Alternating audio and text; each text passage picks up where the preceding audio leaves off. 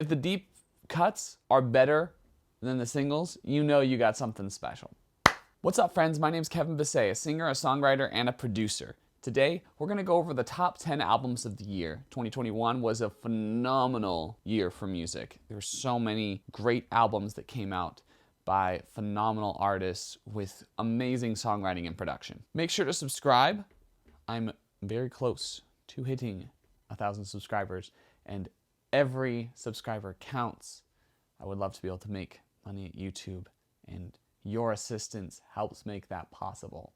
Number 10, Bodies by AFI. Bodies by AFI is a no-skip emo punk album with some great drumming, great guitar playing, great vocals, and great songwriting.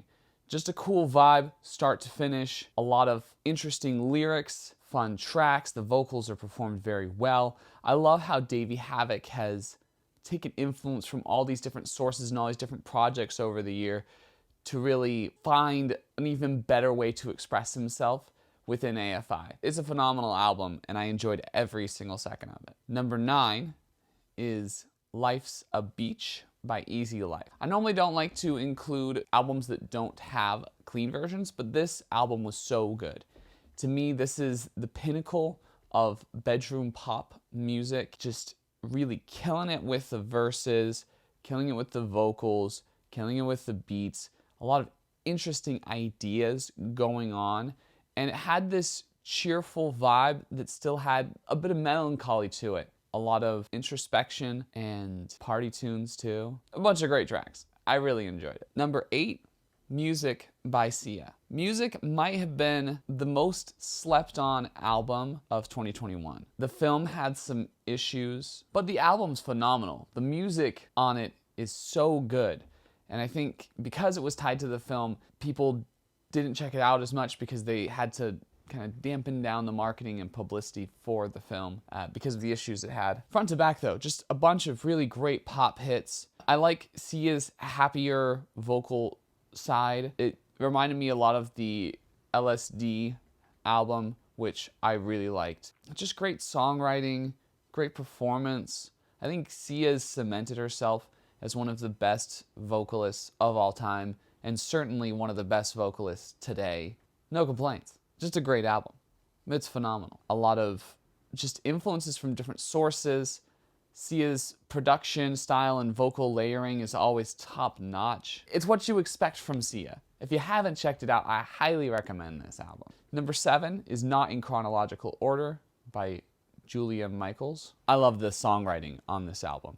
It's brilliant. There are few songwriters that can stand up to Julia Michaels in terms of interesting perspective, in terms of finding that song that people haven't quite written about yet. Front to back, bunch of really interesting tracks. The interesting thing with this album for me was that a lot of the hits, a lot of the singles were my least favorite songs on this album. If the deep cuts are better than the singles, you know you got something special. She killed it with her debut. I'm really excited to see what she comes out with next. If you're trying to focus on improving your songwriting talent, I would recommend Not in Chronological Order by Julia Michaels as an album to study because it's really unique and it sings about love in such fun ways. Number 6, Pressure Machine by The Killers.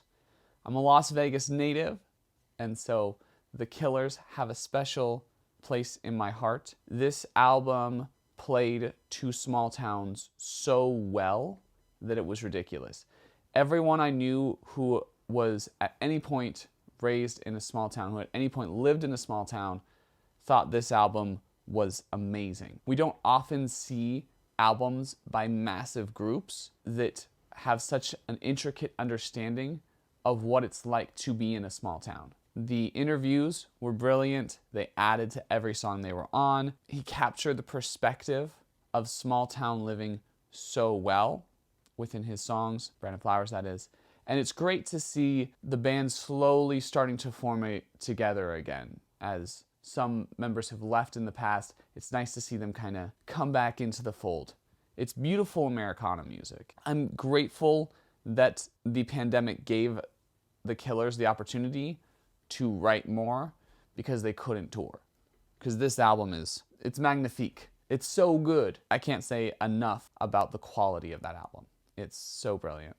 And it's so good at empathetic songwriting. Because Brandon Flowers doesn't, believe in all of the thoughts that he's expressing in this album, but he's understanding of the individuals who are going through what they're going through. Killing it with that one.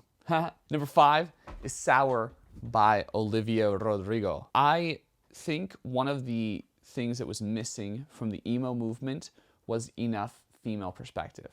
You had Paramore, you had Flyleaf, and that was pretty much it during the peak emo era. I think Olivia Rodrigo fits in that emo pop genre so well. She expresses anger, disappointment, rage over relationships that could have been or relationships that failed in such a clear way. Her expression of the emotion is over the top and just so fun. It's weird because I didn't expect the album to be good. Because of all the drama and all that weird stuff going on, the teenage just whatever, I was like, this seems stupid.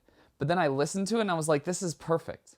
This is such good expression of emotion. The songs are so catchy too. There's one song in particular that I feel like encapsulates the idea of the album, and that is the song Happier, where she says, I hope you're happy, just don't be happier. I feel like that bittersweet anger that I'm pissed at you, but I'm still trying to be a good person is so genius. And I don't think any artist has expressed that emotion so well as Olivia Rodrigo, to the point that now when I speak to artists and when I'm songwriting or producing with artists, I will tell them, hey, you should go for that Olivia Rodrigo vibe. You should go for that anger that's just sizzling.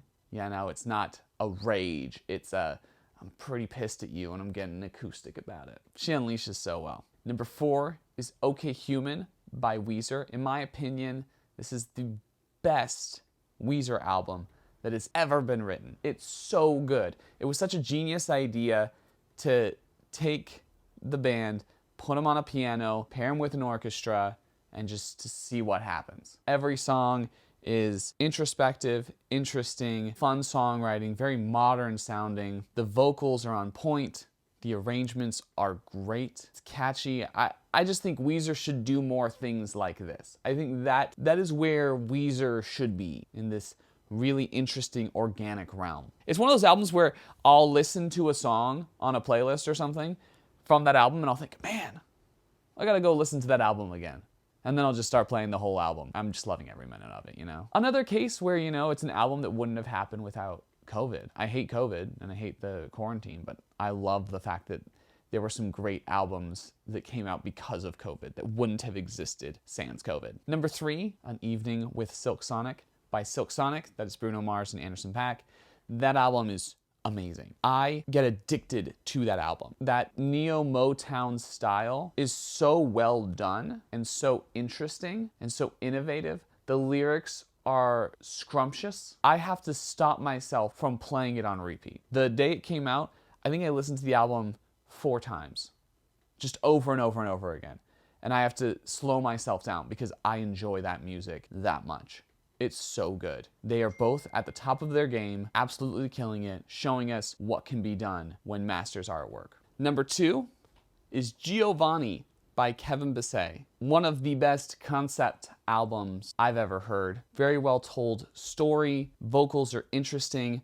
The way he manipulates and plays with vocals throughout the album is fascinating. He demonstrates toxic thoughts and empathetic songwriting really well, just like Brandon Flowers did, but the style is just something I like a little bit more. That electronic vibe with layered vocals, getting kind of creepy at certain points, playing with different opera melodies in new and innovative ways. Before we get to the number 1 album, a couple of honorable mention EPs. These are 2 of my favorite EPs that came out during the year. Easy Country by Billy Bob Brothers Band, an interesting hyper-pop take on country, very parody, very fun, a lot of catchy melodies while staying innovative. I'm really excited to see where Billy Bob Brothers Band goes with their future projects, as this EP was a delight.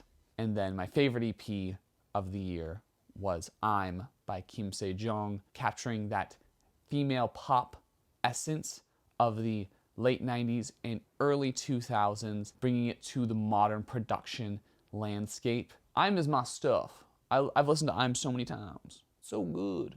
Number one album of the year, in my opinion, Nurture by Porter Robinson. This electronic album is so good.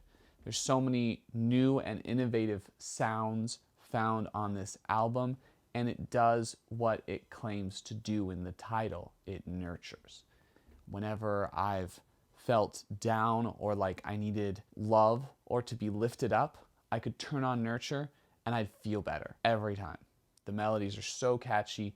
The production landscape is so fantastic. It's organic, it's electronic, it's blended together very well. The manipulation of vocals is so cool.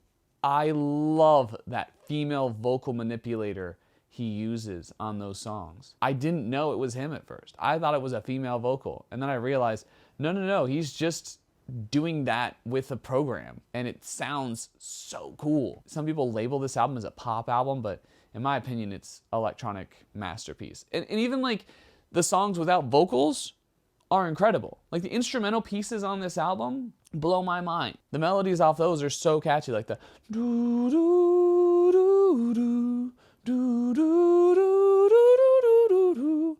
And I didn't really know Porter Robinson that well before this. You know, I just kind of saw the album cover and thought, what's this? Listened to it and it blew me away. I want to make more music like that. That is an awesome album. I can't say enough good things about that album. I did a full review of it earlier in the year, so if you want to check that out. Those are my top albums of the year. Please let me know what your top albums of the year are. I'm interested. What did you like? What did you hate? Did you think my choices were terrible? Put it down in the comment section. If you agree with me, awesome. I'm glad we have the same taste in music. That's kind of a strange coincidence. Make sure to like, comment, share, subscribe, check out my music, and that's it. I'll catch you on the flip. With this one sacrifice, it could all